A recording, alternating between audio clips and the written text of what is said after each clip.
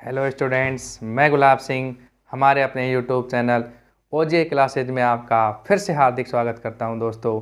तो पिछली क्लास में हमने हीट और टेम्परेचर जो टॉपिक था उसको कंप्लीट किया था और नेक्स्ट टॉपिक आपको बताया था साउंड, ध्वनि। तो आज हम ध्वनि के बारे में विस्तार से अध्ययन करेंगे दोस्तों। ध्वनि क्या होती है? जैसा कि ध्वनि के बारे में मैंने आपको तरंग में बताया था, क्या बताया था दोस्तों, कि ध्वनि एक अनुदैर्घ्य तरंग होती है जबकि प्रकाश अनुप्रस्थ तरंग होती है। ठीक है दोस्तों, ये मैंने आपको बताया था। इसके बाद आगे देखिए ध्वनि के बारे में क्या जानेंगे। ध्वनि, असल बात सामने आती है कि ध्वनि किससे उत्पन्न होती है। तो ध्वनि कंपन से उत्पन्न होती है। किससे? कंपनों से। ध्वनि के संचरण के लिए किसकी आवश्यकता होती है? कंपन की। ठीक है, तो कंपन के द्वारा ये ध्वनि उत्पन्न होती है। ठीक है दोस्तों, आगे देखिए।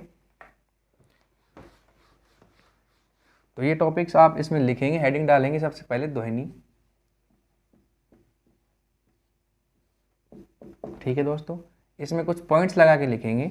सबसे पहले मैंने आपको क्या बताया था? ध्वनि अनुदैर्घ्य होती है। ध्वनि की प्रकृति कैसी होती है? अनुदैर्घ्य। जबकि प्रकाश की अनुप्रस्थ। इनके अनुदैर्घ्य अनुप्रस्थ के बारे में पिछली कक्षा में हम आपको बता चुके थे। ठीक है दोस्तों, इसके बाद में मैंने क्या बताया था? ध्वनि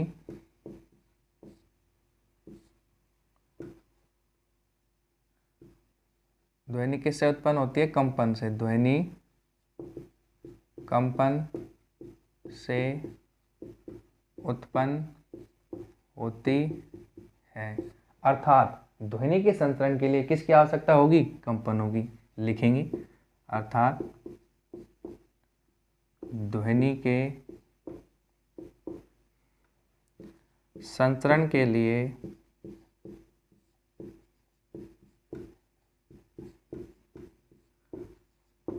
कंपन आवश्यक है। ठीक है दोस्तों, तो अपन ने क्या जाना? ध्वनि की प्रकृति अनुदैर्घ्य और ध्वनि कंपन से उत्पन्न होती है, अर्थात ध्वनि के संचरण के लिए किसकी आवश्यकता होती है? कंपन की। ठीक है दोस्तों, आपने देखा होगा ध्वनि तरंगे हैं जो दीवार को पार कर जाती हैं। इसके पीछे क्या रीजन होता है?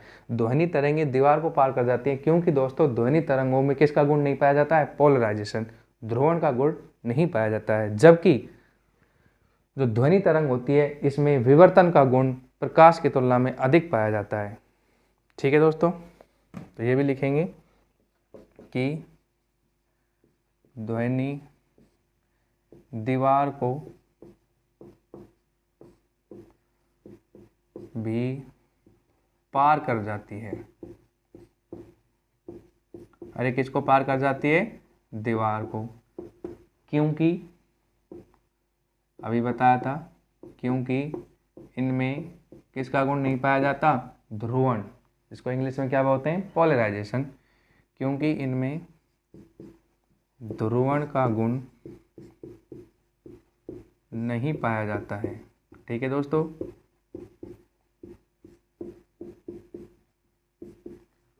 इसके बाद मैंने आपको क्या बताया था कि जो विवर्तन का गुण है वो ध्वनि तरंगों में प्रकाश तरंगों की अपेक्षा अधिक पाया जाता है। तो ये लिखेंगे, विवर्तन का गुण ध्वनि तरंगों का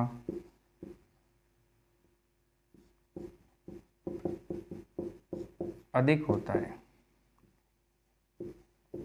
कैसा होता है? अधिक। किसकी तुलना में? प्रकाश तरंगों की तुलना में।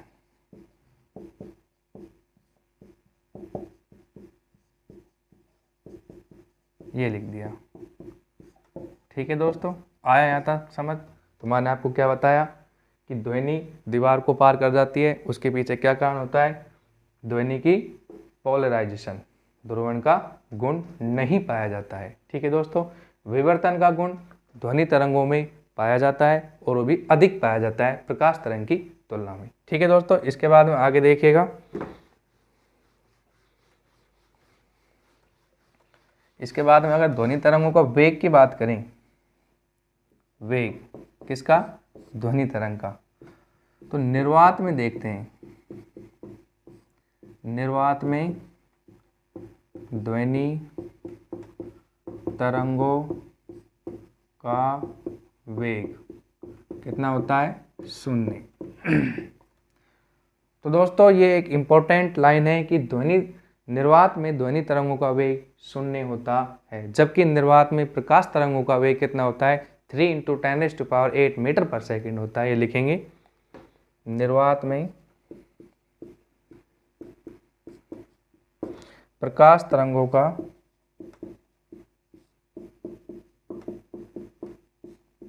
वेग कितना होता है दोस्तों, 3 × 10⁸ मीटर पर सेकंड। ठीक है दोस्तों, तो ये निर्वात में वेग हो गया। इसके बाद में ठोस द्रव गैस में बात करते हैं ध्वनि के वेग की। ध्वनि के वेग का क्रम देखते हैं।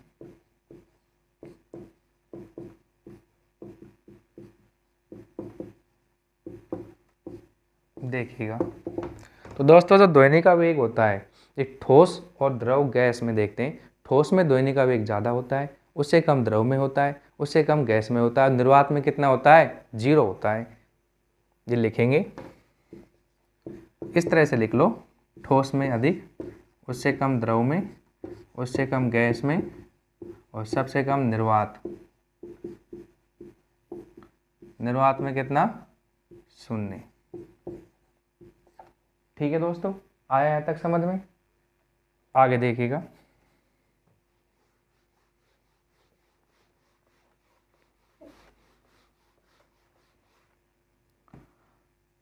तो दोस्तों आपने देखा यहाँ पर कि प्रकाश जो तरंग है, प्रकाश तरंगों का वेग ध्वनि तरंगों से कैसा है, ज़्यादा। ध्वनि तरंगों से ज़्यादा होता है।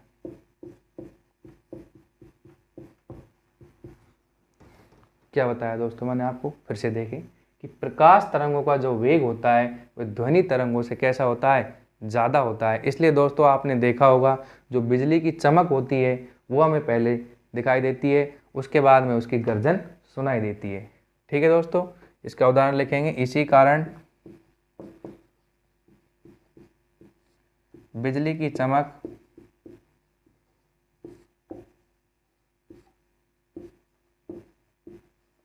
पहले दिखाई देती है, क्योंकि प्रकाश तरंगों का वेग ध्वनि तरंगों से वेग से कैसा होता है, ज़्यादा होता है। इसलिए दोस्तों इस कारण बिजली की चमक पहले दिखाई देती है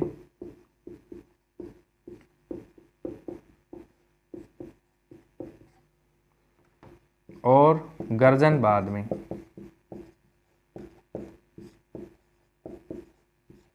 आया समझ में दोस्तों? प्रकाश तरंगों का वेग ध्वनि तरंगों से ज़्यादा होता है, इस कारण बिजली की चमक हमें पहले दिखाई देती है, जबकि गर्जन कब सुनाई देती है, बिजली की बाद में सुनाई देती है। ये इसका बेस्ट उदाहरण है दोस्तों, बहुत बार पूछा हुआ है ये प्रश्न। ठीक है दोस्तों, आगे देखिएगा।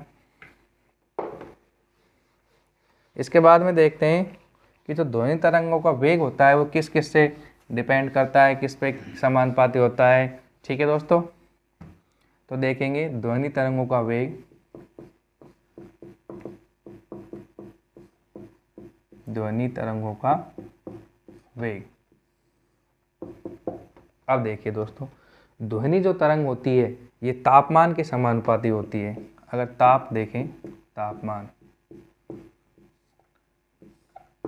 ध्वनि तरंगों का वेग तापमान के कैसा होता है, समानुपाती। अर्थात अगर हम तापमान को बढ़ाएंगे तो ध्वनि का वेग भी क्या होगा, बढ़ेगा। तो ये लिखेंगे कि ध्वनि तरंगों का वेग, ध्वनि तरंगों का वेग तापमान के कैसा होता है, समानुपाती होता है, समानुपाती होता है। अर्थात अगर अपन तापमान को बढ़ाएंगे तो ध्वनि का वेग बढ़ेगा। दूसरा देखिए दाब, दाब का प्रभाव साहब क्या पड़ता है। तो दोस्तों ये एक इम्पोर्टेंट न्यूज़ हमारे सामने आ रही है कि ध्वनि है जिस पर दाब का कोई प्रभाव नहीं पड़ता है। तो ये आप लिखेंगे कि दाब का ध्वनि पर कोई प्रभाव नहीं पड़ता है, कोई प्रभाव नहीं पड़ता है। तापमान के तो क्या है, समानुपाती ध्वनि का वेग, जबकि दाब का ध्वनि पर कोई प्रभाव नहीं पड़ता है, अर्थात दाब स्वतंत्र है यहाँ से। ठीक है, आगे देखिएगा। इसके बाद में अगर देखें आर्द्रता, आर्द्रता पर साहब क्या प्रभाव पड़ता है ध्वनि के वेग पर। तो दोस्तों आपने देखा होगा अक्सर बारिश के दिनों में अपन जब चिल्लाते हैं या फिर आवाज़ तो वो दूर तक जाती है, तो इससे क्या सिद्ध होता है कि आर्द्रता के क्या होता है, समानुपाती। ठीक है दोस्तों, तो लिखेंगे ध्वनि का वेग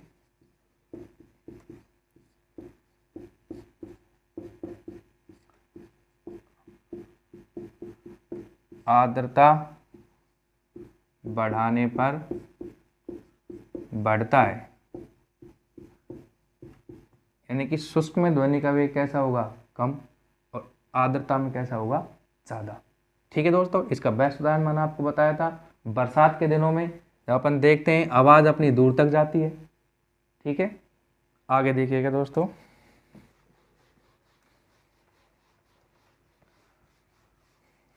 एक नोट लगा के लिखेंगे वायु में ध्वनि का वेग कितना होता है। नोट लगाएंगे वायु में ध्वनि का वेग। दोस्तों ये वैसे तो सरल प्रश्न है, लेकिन इतनी बार पूछा हुआ है कि आप सोच भी नहीं सकते दोस्तों कि वायु में ध्वनि का वेग कितना होता है। तो आपको हमेशा याद रखना है 332 मीटर प्रति सेकंड होता है दोस्तों। ठीक है, आया समझ में, लिखिएगा इसको, आगे देखिए।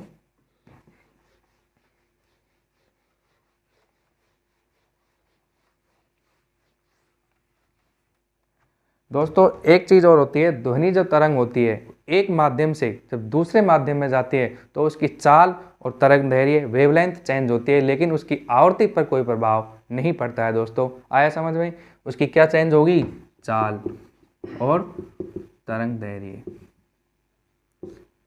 और आवृत्ति फ्रीक्वेंसी इस पर कोई प्रभाव नहीं पड़ता है। तो लिखेंगे नेक्स्ट स्टार लगा के लिखेंगे कि ध्वनि जब एक माध्यम से दूसरे माध्यम में, माध्यम क्या हो रहा है, चेंज, दूसरे माध्यम में जाती है तो क्या क्या चेंज होता है, तो चाल व तरंग दैर्घ्य वेवलेंथ परिवर्तित होती है।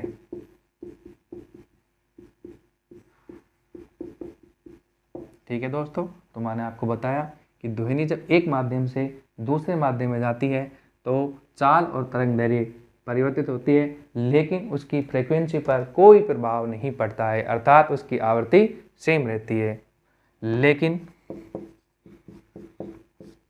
आवृत्ति समान रहती है, अर्थात आवृत्ति पर कोई प्रभाव नहीं पड़ता है। ठीक है दोस्तों, तो ये कुछ चीज़ें मैंने आपको ध्वनि के बारे में बताई। ठीक है दोस्तों, आगे देखिएगा।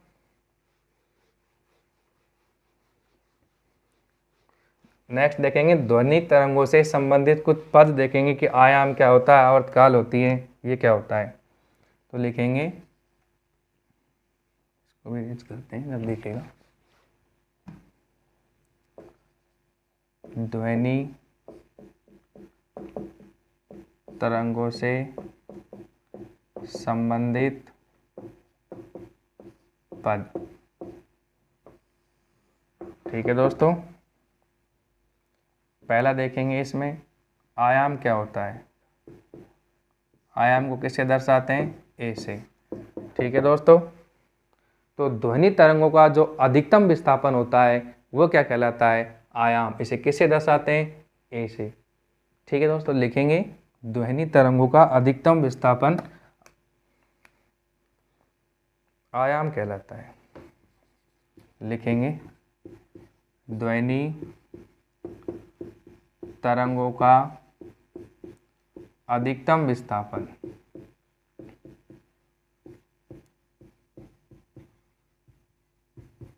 ठीक है दोस्तों, आयाम क्या होता है, ध्वनि तरंगों का अधिकतम विस्थापन आयाम होता है, इसे ए से दर्शाते हैं। इसके बाद में देखेंगे आवर्तकाल,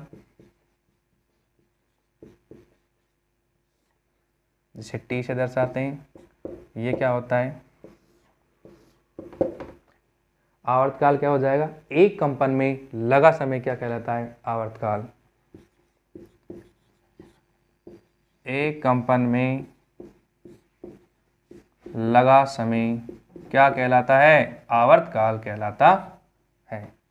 ठीक है दोस्तों, इसके बाद में तरंग दैर्घ्य, वेवलेंथ, ये क्या होती है, देखिए तरंग दैर्घ्य की बात करें तो एक कंपन में तय दूरी, एक कंपन में लगा समय तो क्या कहलाता है, आवर्तकाल। एक कंपन में तय दूरी तो लिखेंगे एक कंपन में तय दूरी क्या कहलाती है, तरंग दैर्घ्य, वेवलेंथ कहलाती है। ठीक है दोस्तों, नेक्स्ट देखिए आवृत्ति क्या होती है, प्रति सेकंड कंपनों की संख्या क्या कहलाती है, आवृत्ति। तो ये भी लिखेंगे चौथा, आवृत्ति क्या होती है, तो मैंने आपको अभी बताया प्रति सेकंड कंपनों की संख्या ही क्या कहलाती है, आवृत्ति कहलाती है दोस्तों, फ्रीक्वेंसी कहलाती है। प्रति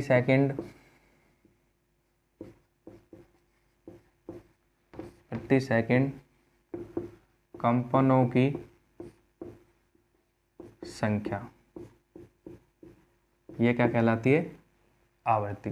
तो आयाम क्या होता है, तरंग दैर्घ्य क्या होती है, आवृत्ति क्या होती है, आवर्तकाल क्या होता है, ये आपको बता दिया है। आवर्तकाल क्या होता है, आवृत्ति का उल्टा। ठीक है दोस्तों, आगे देखिएगा। अब देखेंगे अपन नेक्स्ट क्या देखेंगे, आवृत्ति और तरंग दैर्घ्य में संबंध।